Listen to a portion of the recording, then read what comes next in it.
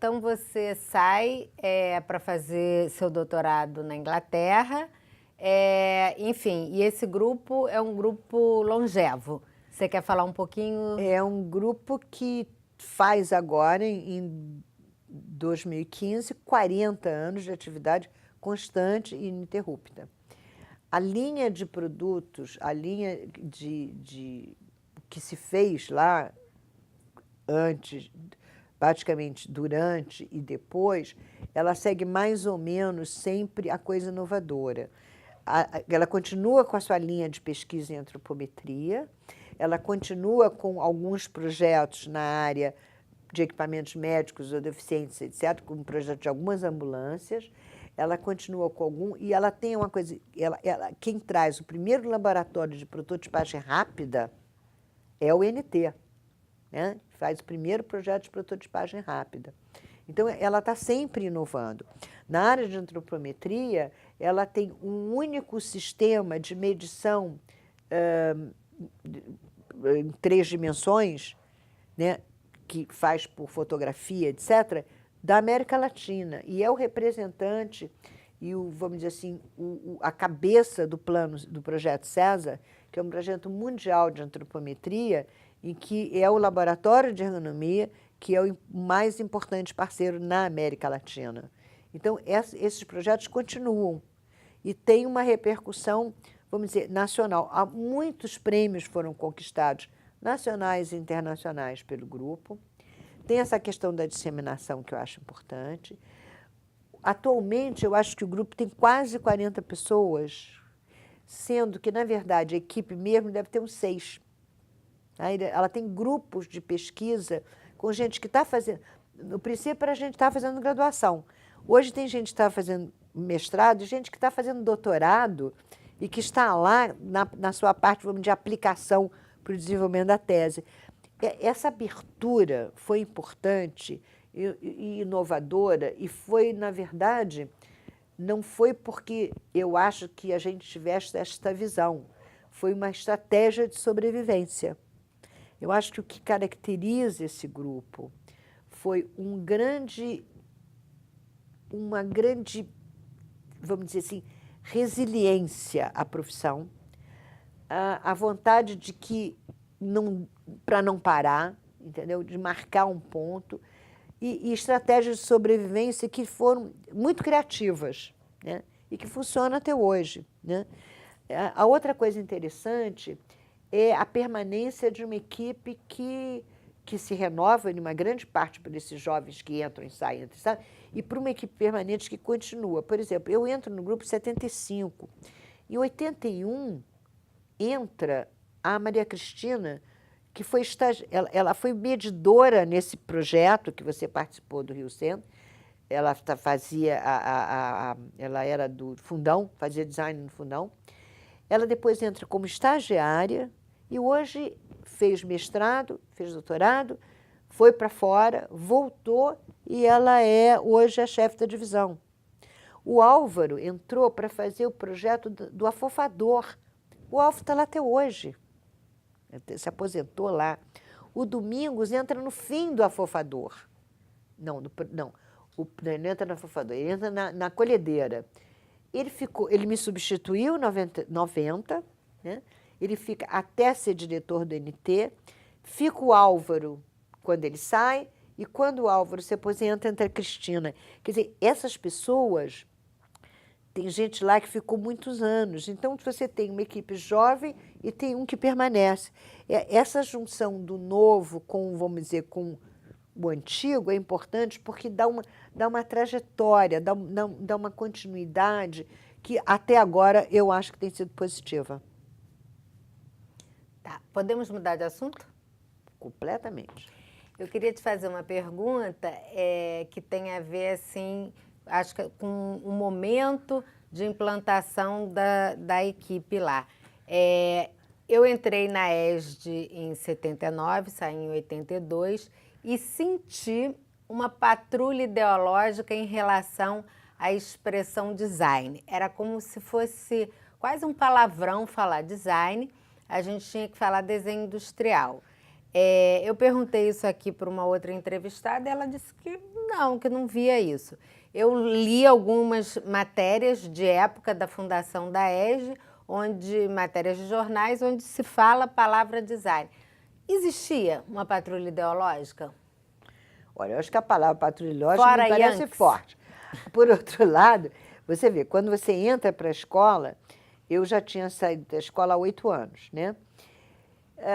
Vamos remontar esse período da introdução do design no governo. Como eu falei, no primeiro PBDCT, em 73, ele se refere a engineering, entre aspas, e industrial design, tá? Entre aspas. Quando eu entrei para a ESD, que eu me lembre, a gente falava em desenho industrial. Mas eu não acho que, então, era uma questão, vamos dizer, de patrulha ideológica. Pensa um pouco, você está numa década em que você está tentando introduzir uma coisa. Nós estamos numa época de um projeto nacionalista, né? E numa época em que nós todos, estudantes, éramos muito desfavoráveis à introdução ao que se chamava o imperialismo americano. Você tem, a nossa época, a minha época da escola, é a época do MEC-USAID. O que é o MEC-USAID? O MEC-USAID é aquele projeto que deixa das universidades de terem turmas para terem disciplinas com créditos. Na verdade, isso politicamente significa que as pessoas não têm mais uma turma. A EJA é um caso diferente. Você entrava no primeiro ano e acabava com as pessoas do 4º ano. Nas outras universidades públicas e privadas, você não tem mais turmas. Quando você não tem mais turma, você não cria grupos. Quando você não cria grupos, você não faz resistência política, né? Então, a nossa geração era uma geração que era contra o MEC-USAID, né? Pessoas da EJA foram presas por causa do MEC-USAID. Quando teve a prisão do pessoal de Ibiúna, isso é um folclore, mas é uma coisa bem demonstrativa, eu levei para casa, porque eu era uma das poucas alunas que tinha carro, pilhas e pilhas de mimeografadas com o projeto MEC-USAID, que tinham que desaparecer, porque não podiam ser encontradas no diretório. E eu levei semanas fazendo bonecos de papier-mâché para os meus filhos com o MEC-USAID, tá? Porque quando eu quis jogar fora, meu marido disse, faz isso não. Se você botar na lixeira, não se lembra que o síndico é da Marinha. A gente vivia num sistema de ditadura que era sério. Todos nós do INT, o nosso grupo, todos nós tínhamos que ser consultados se nós éramos limpos. No projeto do CTA, eu tive uma conversa com esse coronel Vale, que ele me disse, eu tive que olhar a sua ficha e do Zé Abramovich no SNI, mas eu garanti que vocês estavam legais. Ou seja, nós tínhamos uma ficha. Porque o Zé tinha participado de atividades, inclusive ele ficou escondido na minha casa há algum tempo, um mês ele ficou em casa escondido por causa da polícia, né, como estudante. Eu tinha tido uma participação também. Então, eu acho que é sintomático, tá, Isabela? Porque que quando o MIC diz que vai fazer um programa de desenho industrial, a única pessoa que se apresenta é a Isabel, recém-chegada da Alemanha, e ela era do grupo conservador. Eu tenho a impressão que nenhum de nós se interessou em fazer parte do governo. Nós estamos numa ditadura braba. Foi o pior tempo da ditadura. Então, tudo que era brasileiro era importante. A gente não quer ser industrial designer, a gente quer desenhista industrial. Havia um problema de ser desenhista, porque desenhista era nível técnico. Desenhista industrial foi uma batalha para dizer que não era de nível médio. Mas eu acho que a gente não queria ser designer. Eu acho que a gente queria ser desenhista industrial.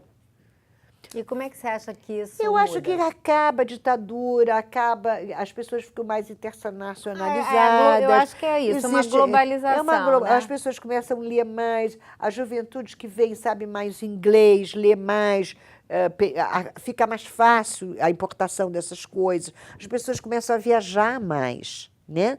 Você vê, na minha geração, não eram muitas pessoas que tinham ido para o exterior, né? Então, você começa a ter uma abertura. E o design vira moda. Aí ser designer é um negócio chique, né? Se você vê nos jornais, existe uma migração do que se fala da década de 60 sobre desenho industrial, e aí começam a ter matérias sobre design.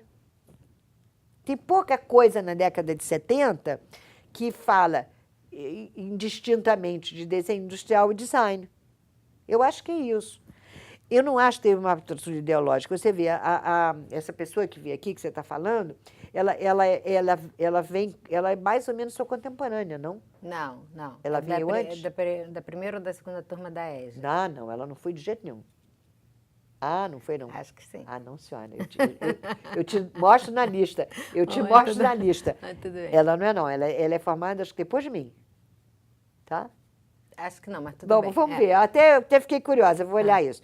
Mas, enfim, eu acho que não sinto assim, não. Agora, acho que o design mudou muito, né?